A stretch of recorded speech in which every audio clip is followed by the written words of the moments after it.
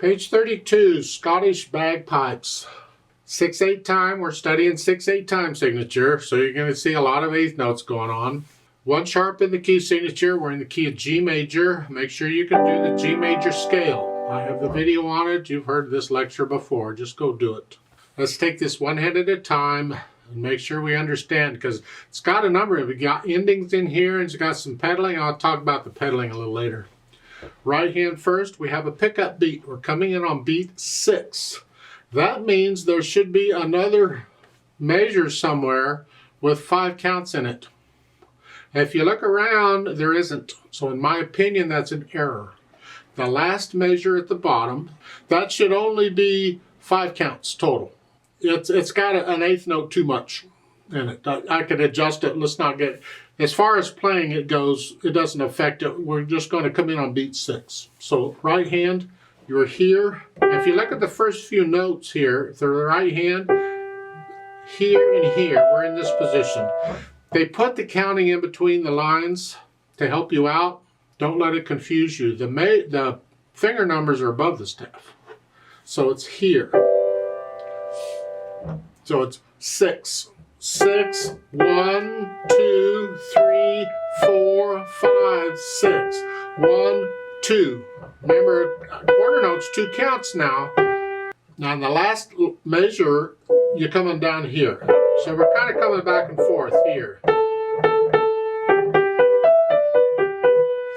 Now in the second line, last measure, your thumb came up here. And they wanted 2. That to prepare us, because we need the thumb for the G. To repeat, remember I said on an earlier video, we take advantage of the repeated notes to change hand positions. And that's what we're doing here. You just played it in this position, now we're going to this position. So we're taking advantage of that. Left hand, well, left hand's got dotted half notes. And a dotted half note is the same as 6/8 notes, because it's the same as 3/4 notes. That's 6/8 notes. Get out the calculator if you need it. It's the whole measure. 4, 5, 6, 1, 2. Isn't this fun? These are the bagpipes. You gotta love them bagpipes. So, put the hands together.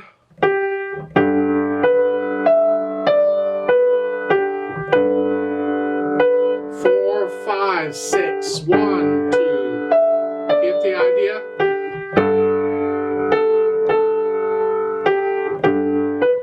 Last line here. They want fourth finger here, scrunch up a little bit. Because you have endings here. First and second ending, we've had these before. Remember how they work.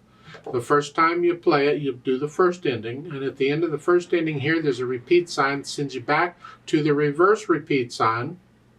And you do that again. And then the second time, you skip the first ending. You've done it once, you're done with it.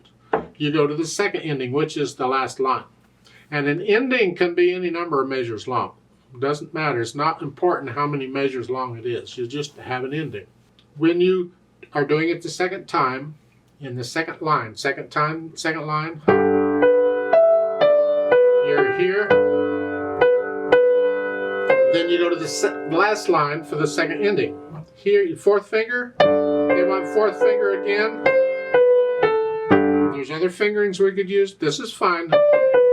You need to get good at this anyway.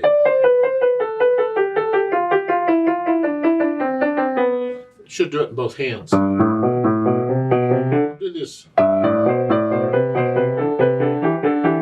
You do it in contrary motion because it's easier, because the hands want to mirror each other anyway. They do everything in contrary motion if you leave them alone. So I just 4, 3, 2. It doesn't matter what notes you play, that's the movement you're after. This feeling of here is what you're after. So in the last line, and now the right hand's tied, and you play the left hand every 6 beats. Now hold the right hand down. So you can tie any number of notes together, but you can only tie 2 at a time, so they have to chain them together like that. Once you can do that, as far as articulation goes, there's no staccato. Lift up. It's like taking a breath.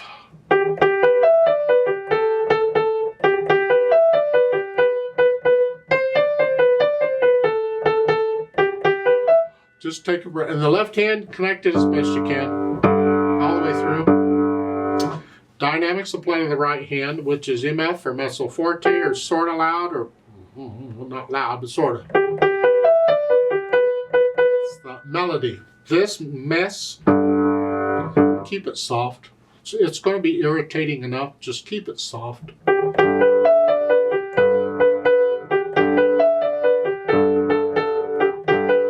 Now, ideally, probably more like a bagpipe. This could be louder because it should be irritating. You have to experiment between the hands and balancing them out. How loud do you want the left hand to be? We want to hear the melody. Now, in the last 4 measures at the bottom, you have the hairpin to get softer. This dies away on its own. You can hear this, kind of follow it in the left hand. So you got each of these is going to get a little bit softer. All the time I'm doing this in the left hand, I want to hear that note. I want to hear that. Then finally we add the speed, which is lively again.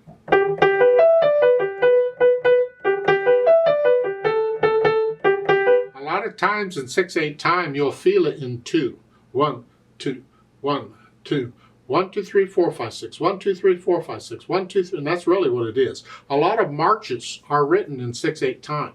You think, well, they're doing triplets. No, they're not doing triplets. It's in 6/8 time, but it has to be accurate. So, what's your lively?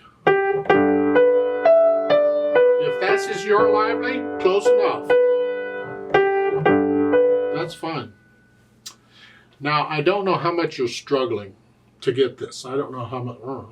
If you don't have a teacher and this is your first time through the book, I encourage you to go back through the book again and again to review everything. Go through the lessons again and review everything, because you won't get it all the first time.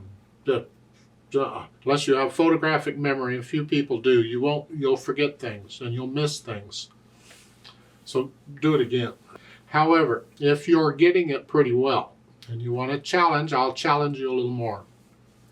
There's showing pedal for the last 4 measures. Normally I would say no, leave it out, you don't need it. You didn't use it anywhere else. Why would you add the overtones at the end? No. However, I'd like to show you a pedaling technique that you can use from time to time. It's called a legato technique, but it makes it a little trickier because now you got to think about what the foot's doing in addition to what the hands are doing. So you learn it first without pedal. Always learn a piece first without pedal. Make the fingers do everything. Then we can add the pedal and you'll understand the difference in sound. But what I want to do is I want to connect the chords on the left hand. I can't connect them because they're repeated. If they were different notes, I could connect them. See, I can connect those because they're different notes, but not when they're repeated. So I'm going to use the pedal to help me connect them. And that is, I'm going to push the pedal down on the last beat of each measure and release it on the first beat of the next measure. It's going to be down for 1 beat, just long enough to connect the pedal. So in that first full measure, we're here. When I play that last 8th notes, I'll push the pedal down with it. And I'll release the pedal right after I play the notes in the next measure. So it's down for 1 beat.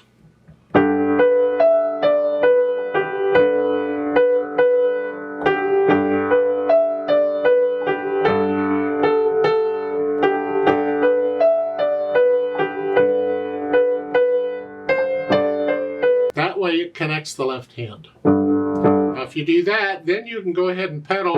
Now, and then the last line, well, the first measure is the last beat of the measure. And now you can push it after you play that dotted quarter note G and that you're tying it. Now you can push the pedal down right after there and leave it down for the rest of the piece. And at the end, the last measure, the hands and the pedal come up together. And that's my suggestion on the pedal. Now that's if you're getting it okay. Now if you're struggling, forget all that. Don't use pedal at all. So if I do it that way, it's there.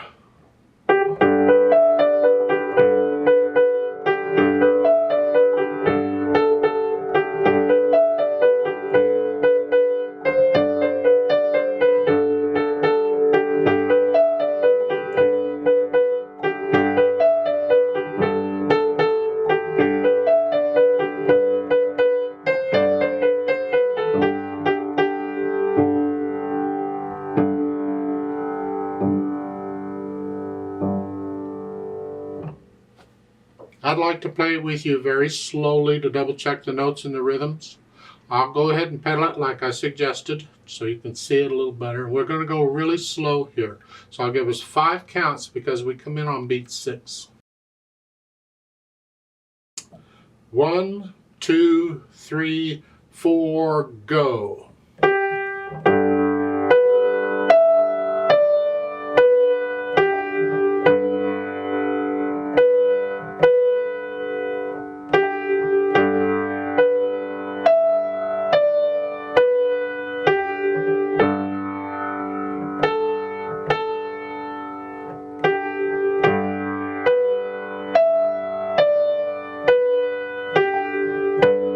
2.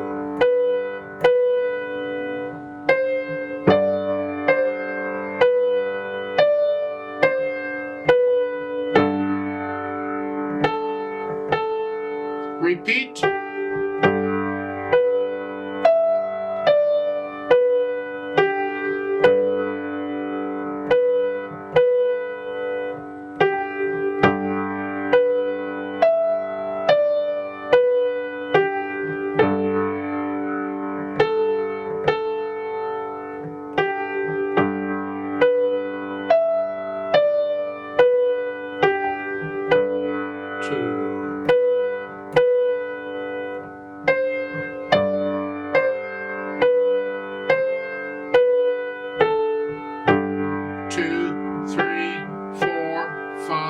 6. 1, 2, 3, 4, 5, 6. 1, 2, 3, 4, 5, 6. 1, 2, 3, 4, 5 again. 2, 3, 4, 5, 6 off.